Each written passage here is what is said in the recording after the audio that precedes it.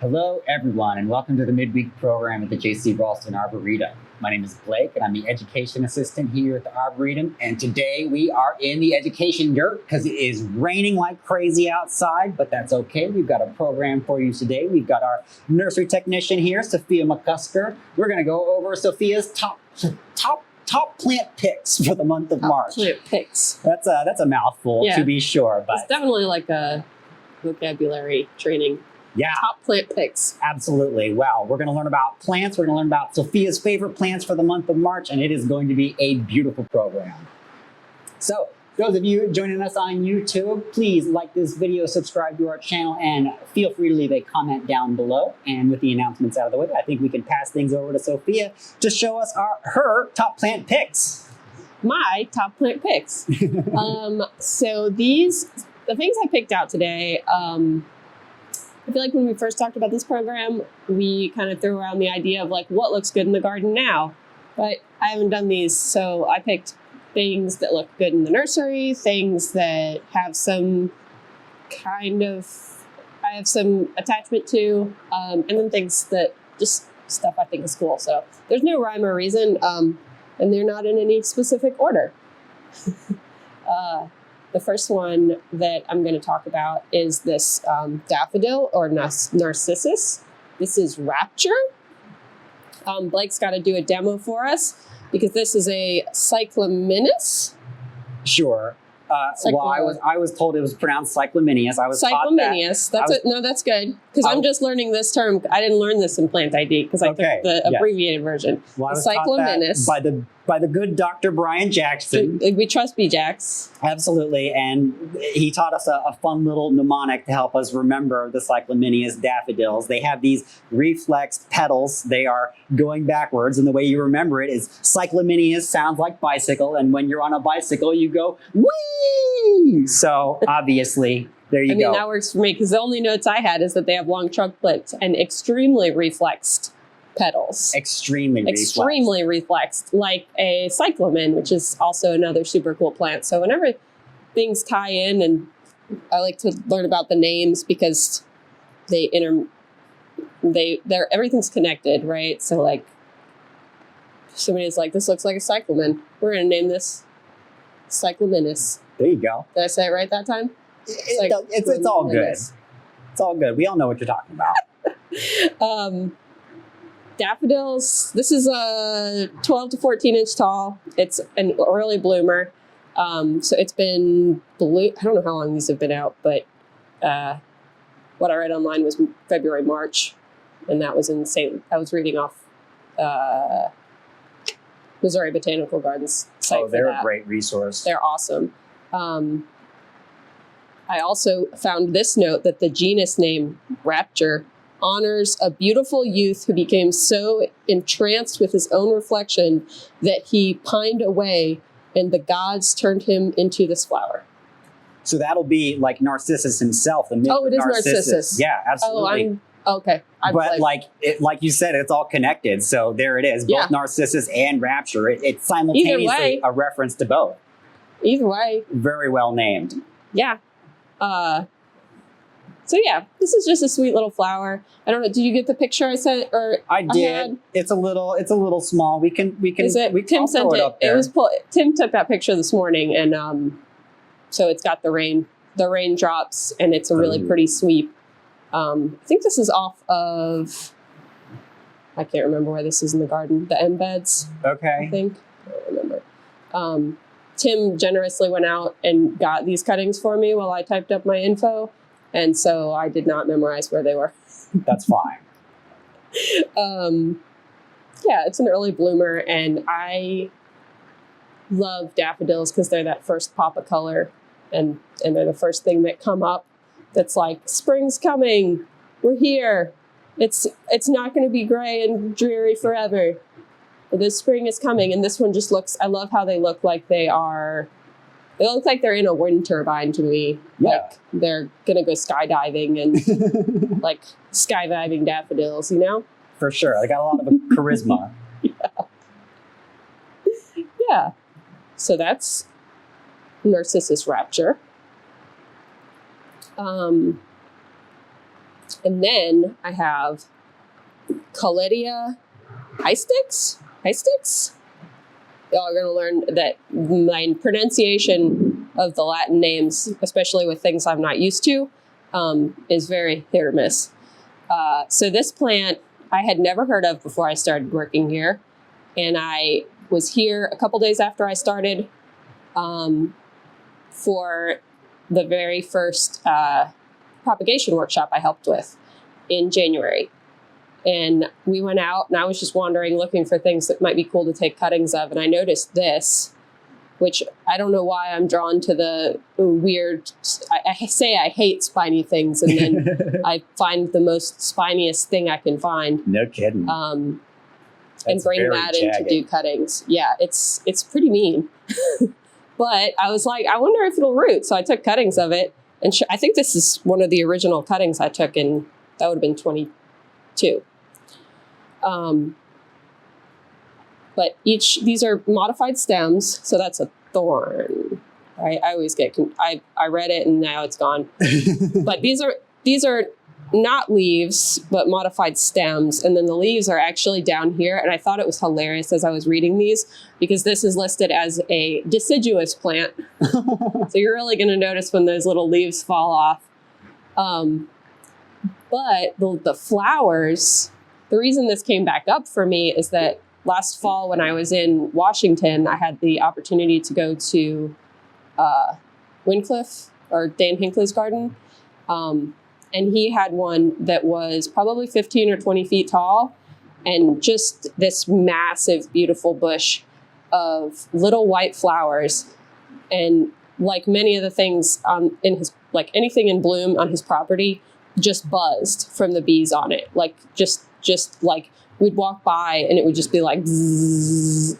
And this was one of those things and just covered in little white flowers. I think it was this species, but I'm not 100% sure. And this one's still growing here. Okay. What else did I have about that? Oh, it's native to Chile or South Chile and Argentina.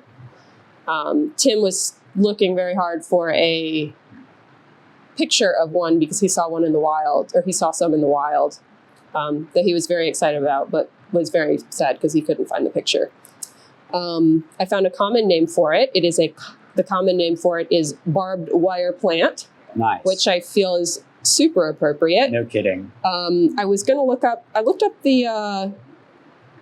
was hoping it was related to something interesting and couldn't find anything other than it's Rhamnaceae, which is the buckthorn family. But we don't have anything, there are no major genuses for us that stood out to me. Sure. The only one I saw was jujube. Okay. Which we used to have one here. We got one here. Do we still have it? Or we still have it. I was eating jujubes off the tree this past, I guess, October it was. Yeah. Yeah. Okay. I know it was, at one point, I took cuttings of it because I think it is in the path of the berms, maybe, or. It's right by the berms. Yeah. It's up by by that north fence there. So yeah, not a lot in this family, but still cool. The flowers, ours is in a shaded spot in the garden, so it is a little bit smaller than it probably should be. This we got in 2011 as seed, and it's like 4 feet tall. So Sue wants to know if it's full sun, and I'm curious. So like Dan Hinckley, he's out in Washington, right? Was his out in full sun? Yeah, his was in, yeah. As far as I can remember. Ours is shaded by the lath house, but Tim wants to try it on the roof. No kidding. Because of where it grows naturally. Sure. So I think it would perform a lot better in sun. Definitely. Because it's on this side of the lath house. So what is that? The west side? That's east. Yeah, so that's north. It's the east side of the lath house. And it's kind of tucked back under some other stuff. So I think it would be more of it would be more vigorous in the sun. Sure enough. Did you say this was taken as a cutting or from seed? The original plant is from seed. This is a cutting from that original plant that we got in 2011. In 2011, okay. It's just, I'm curious, do you know what time of year it flowers? When I saw it in bloom in Washington, it was September. Okay. but Okay. this has buds on it now. Okay, yeah, and Tim for was sure. saying it would bud, so I don't know if it repeat blooms. Okay. Sure enough. I didn't notice when. I'm just, being unrealistic, expecting this thing to do all of its stuff all at one time. I can wait till September to see the flowers. That's It fine. may be because Tim said he thought he saw flowers on it, so I don't know if it's inconsistent with its flowers or. Who knows? Who knows? Who knows? We've had a very early spring, so a lot of things might be a little bit confused. Yeah, probably. But, I'm a little confused. Are we going to get winter? I don't know. But yeah, that's Colletia hystrix, which or hystrix. Tim's gonna just burst through the door here and be like, ah, because he's Sure. told me that name 4 or 5, 10 I'd times say today. hystrix. Hystrix. That's what I'd say. Again, the good Dr. Brian Jackson, he taught us that it doesn't matter how you pronounce a Latin name because Latin is a dead language. What's important is that you pronounce it in a way that helps you spell it correctly. And yeah. My heart's telling me hystrix. If yours is telling you hystrix, that's great. Hystrix, Follow your hystrix. heart and say it confidently with gusto. Hystrix. There it is. That's it. That's it. Yeah, so that's my story on Colletia and why I chose a stabby plant that I'm just drawn to them. I don't know. I also like agaves, but also curse them at the same time. Sure. This one's just got a really interesting growth habit, I think. I like the angularity of it. Yeah, it should be more upright. It could definitely use with some staking. We're We're going to get it. it'll get We're going to there. get it some TLC. No doubt. Next, I have Abutilon canary bird, which is a yellow Abutilon. According to Tony Avent's website, it is supposed to be one of the more hardy Abutilons, or flowering. Is it flowering maple? I think is their common name. I don't think I wrote that down. I was hoping that it would still be in flower because I had some flowers on them in the nursery. This is still in the nursery. We got this last fall. It may be in a sale coming soon. It is a Malvaceous or Malvaceae. Sure. So Malvaceae. yeah, it's a hibiscus relative. Yeah. The flowers on it are like 3-inch pink. I'm sorry, 3-inch yellow. Right. Because it's canary. Because it's canary bird, Mm. which is kind of unusual for an Abutilon. Sure. The other Abutilons we have are reds and yellows. But I really like the Abutilons because they look very tropical. And they are something that a lot of people don't realize we can grow here. But they do wild out in the garden. We have a handful a few that Tim's trying out now throughout the garden from Dan Hinckley out in Washington. They've come through the garden this winter. Great. Like they didn't even go dormant. They pretty much held onto their leaves. And then they've been popping out. They're coming alive again in the nursery and starting to show flowers, and they just are again one of those early things that when you hold them over and they kind of pop back up, they're one of those spring's coming if we're gonna make it. Yeah. And I will say the one downside, the one beef I have with them is they are pretty prone to aphids. You can see some aphids damage here. They like, but if the aphids eat the Abutilons, they're not eating other things in my nursery. So Sure. it's a give and a take. There you go. What else? I did look up the common name for you. Flowering maple is one of flowering them. maple. Yeah. There's a bunch of That's what I other know. ones too, but flowering maple sounds good. I think it got the name because maple-shaped leaves, maybe? Yeah, that would be my. Yeah. But My easy assumption. enough to tell them apart because this one appears to be alternate foliage arrangement, not opposite, where all maples will be opposite. So very easy to tell them apart. So don't be fooled. Don't be fooled. It's not a maple with giant flowers. For sure. It is an Abutilon. And I think we should just call it Abutilon because that's fairly simple and Yeah. it keeps it from being confused. No kidding. Nobody likes a confused plant. Nobody likes confused plants and no one likes to be confused by plants. We want to understand them, right? So Absolutely. that's my, I went with a yellow theme. Mm. Who is next? There's a lot of Kevin. yellow stuff in the garden right now. There's a lot. Yeah. So next I have an Epimedium with a little bit of a story. Ooh. Or some back history. So this is the Epimedium that caught my eye in the lath house. And again, because Tim is a walking encyclopedia and records from the garden, he shared that this, which is an unnamed one because we found it, it's a seedling from the lath house, and it is a presumed cross between these two, which this one is currently in flower. This is pubescens, Epimedium pubescens. And you can see the flowers are much smaller and the leaves are also much smaller, but these leaves have that little red hue, and they're also a softer texture. So they're smaller in size.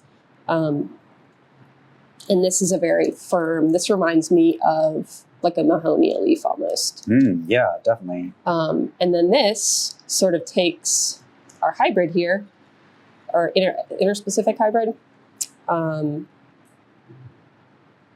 kind of takes on the characteristics from its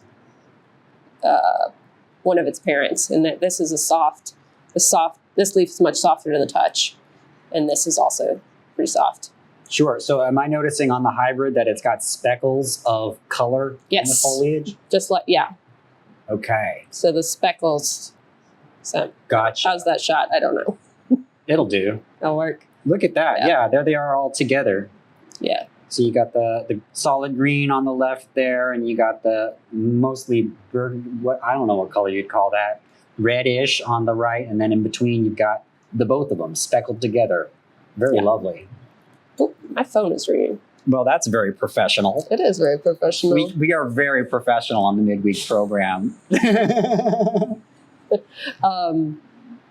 How do we feel about this plant as like a potential introduction? Like, is this one we're thinking about maybe like beefing up the numbers and maybe getting it out there, or maybe it'd be cool. It'd be cool. Because this one, like as you can see, the flowers are a lot bigger.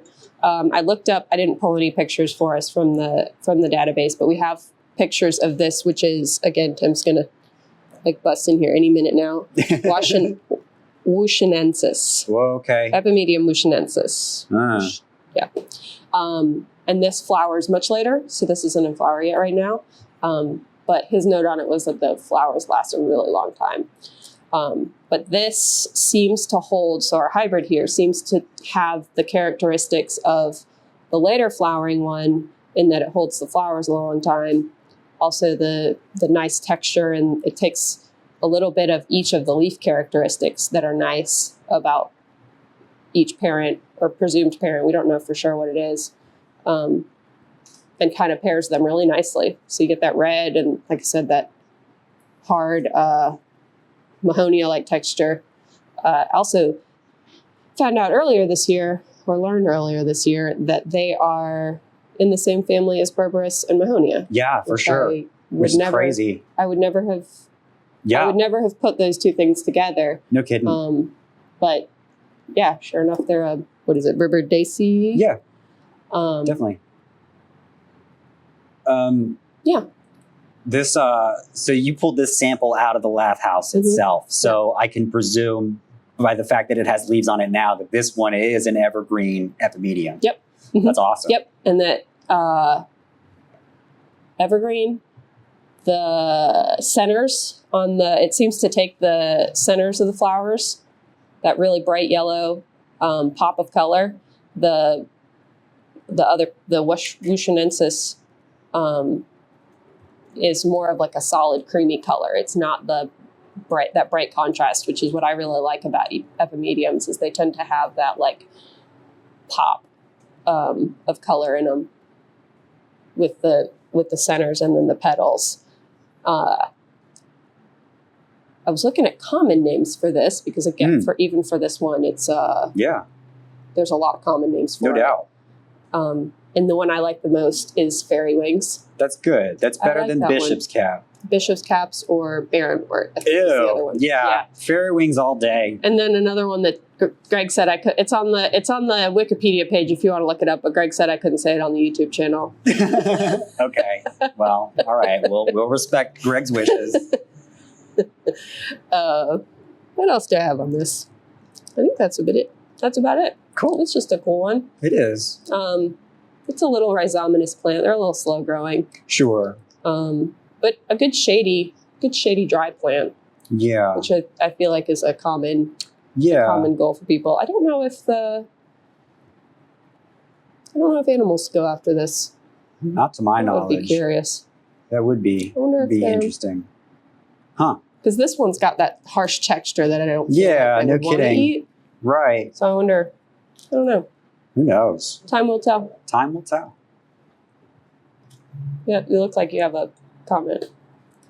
No, it's just But I also like this. I was actually looking at this one in the Lath House initially because it's so delicate. The flowers are so small and sort of understated, but also really cool. Yeah, I don't mean to steal your thunder, but the joke you made before we started was that this one's an epi small, not an epimedium. Yeah, this one's an epi small, and then we also went over the leaf size too. Yeah. Epi small, epi medium leaf, epi large leaf. Yeah. That's wonderful. all 100% botanically accurate. Very scientific. Very scientific. And then, so I'll bring my most favorite. Whenever anyone puts me on the spot and asks me what my favorite plant is, I always say Taxodium. It has been, so I brought this huge stick that, again, Tim ran out and got for me because Tim's awesome. But this is Taxodium Cascade Falls, or Taxodium distichum Cascade Falls. It is a true weeping Taxodium. So that means wherever it's grafted or staked to, it will only go straight up to that point, and then it will start cascading again. It's probably one of my top favorite plants in the Arboretum, just because where we have it located, it makes that really cool cave kind of a setting at the top of the Cascade Walk. It's also the first plant I ever planted in my yard.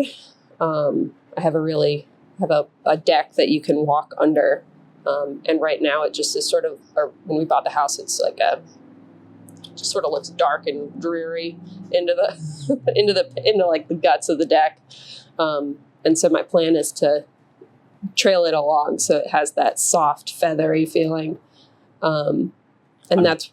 I'm sharing a picture of it here now. Nice. Yeah. Another place that I saw this while I was in school was Moore Farms Botanical Garden, and they have it going up a old fire tower. And so each tree, like anytime they can, they tape it up, and so it's up. I don't know how many feet, but it's an amazing thing because you can cut it back hard and make it do. I think that was also a Cascade Falls. It was another Taxodium at the very least. Sure. That they had around like a fountain, but it was only this tall. Huh. And they just cut it back every year. No kidding. It was really cool. But I like this one because it's just a really soft, sweepy sort of. No doubt. Texture plant. Yeah, definitely. Nice and feathery. Yeah, that's the word I want. Feathery. One of the things I really like about Taxodium is the way they emerge in the spring.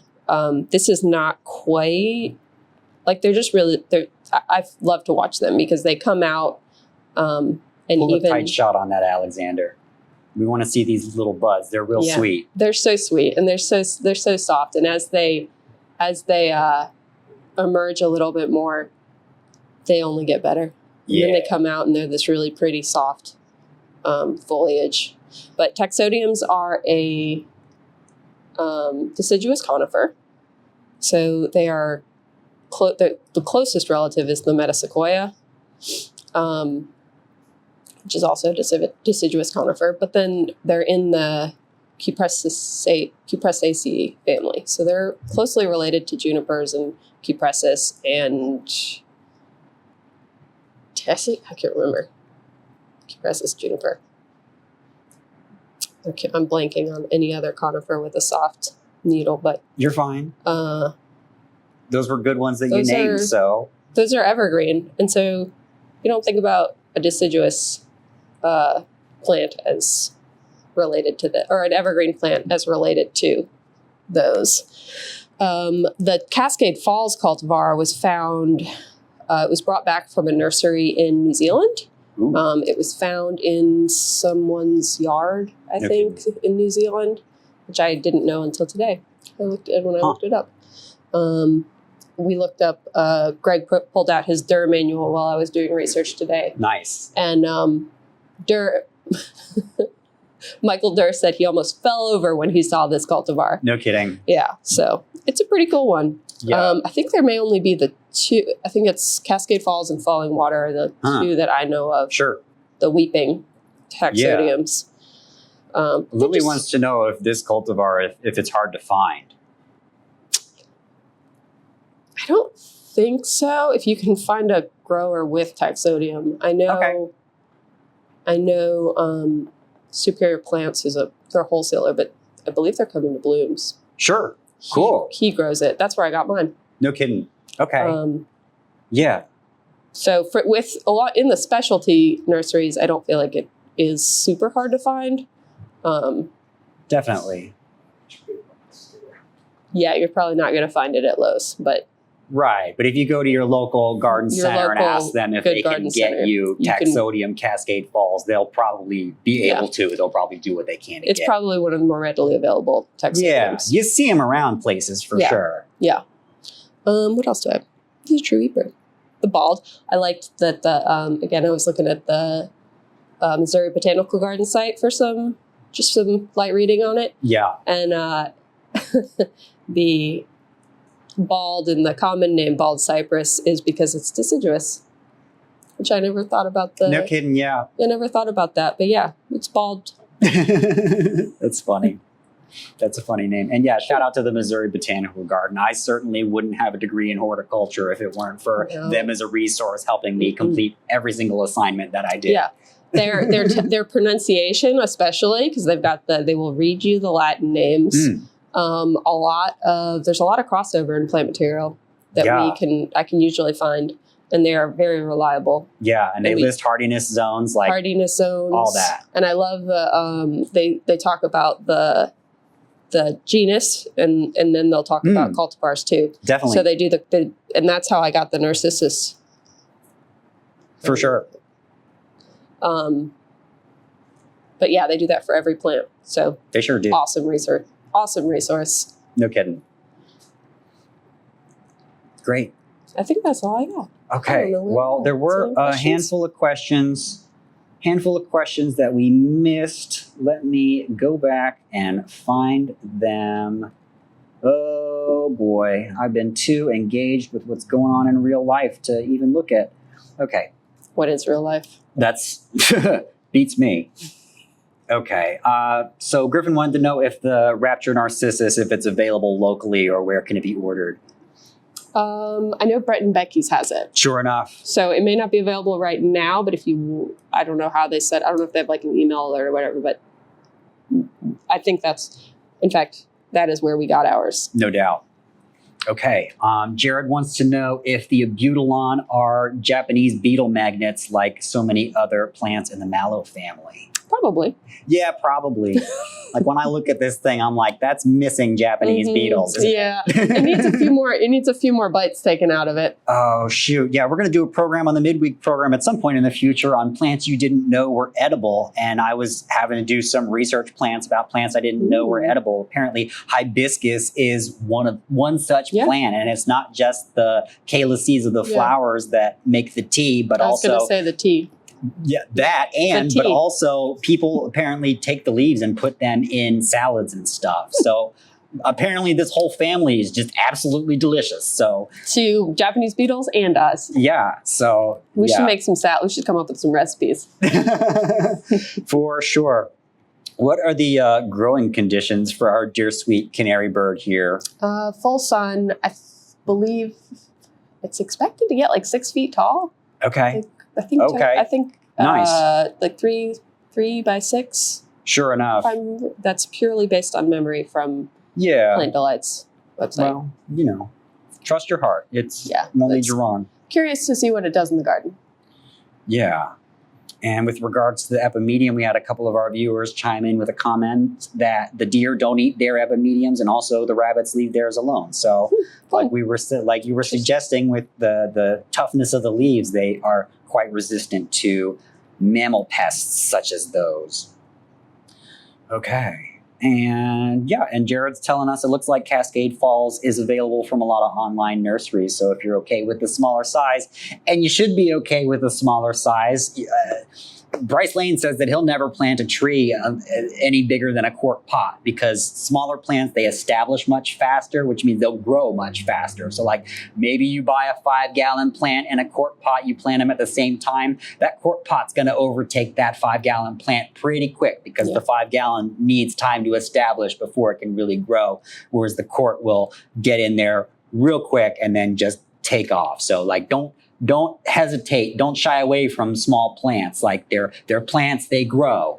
They grow, and stuff takes patience. It takes the time. Sure. It takes time. Yeah. I think I got mine as I can't remember. I think it was a gallon. No and kidding. It was maybe 3 feet tall when I Nice. got it, and it is well over 10 feet. Beautiful. Because it's arched. Sure enough. Yeah. It's at least 8. At least. Yeah. Even more and than then that. it's going over, and that's been in 4 years. Cool. Nice. So yeah. So Good they stuff. grow fast. They grow. Okay. Well, that looks like that is all the questions in the chat for today. So thank you so much, Sophia, for pulling all these plants together and showing us your top plant picks. And thank you, everybody, for joining us for this program today. We will be back next Wednesday at 3 o'clock. We'll be back with Sophia again. We will be doing gardening for kids. So that'll be fun. And Lizzie Lathers, she has a new name, right? I guess. Well, she used to work here. Lizzie used to work here, and she's going to be joining us, helping us out, teaching you how to make your garden space more engaging for children, to engage the children, to help them learn. children. And here we go. I'll use the word again, engage with nature. So make sure you join us for that. We will see you all next time. Y'all take care.